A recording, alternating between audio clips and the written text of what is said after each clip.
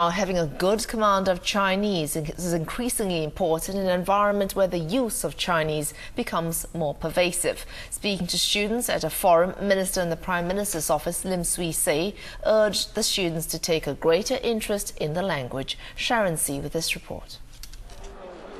The future of the world may not necessarily be China-centric, but Minister Lim Swee Say said China will be a part of the future, adding that China's growing influence should not be ignored. Fielding questions in both English and Mandarin, Mr. Lim dished out practical advice on how to work with the Chinese.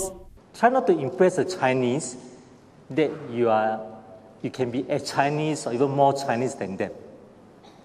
Now, there are 1.3 billion Chinese, right? So they don't need another one more, no? But rather, what they are looking to us is to bring something that they do not know, you see. At the same time, I must be able to speak enough of their language so that I can explain to them in what way we are different, why we are different, but more importantly, why we can learn from each other, leverage on each other. So in other words, being bilingual, in my view, is very important.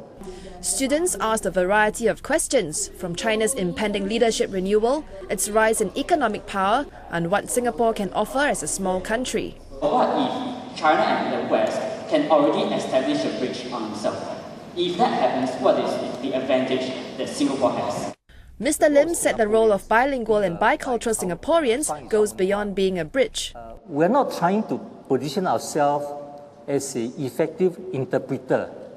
We learn from the best of the West, we learn from the best of the East, we put them together, what we call the eclectic approach. Eclectic means you take the best picture of the world, you put them together, you adapt it, and make it something uniquely Singapore.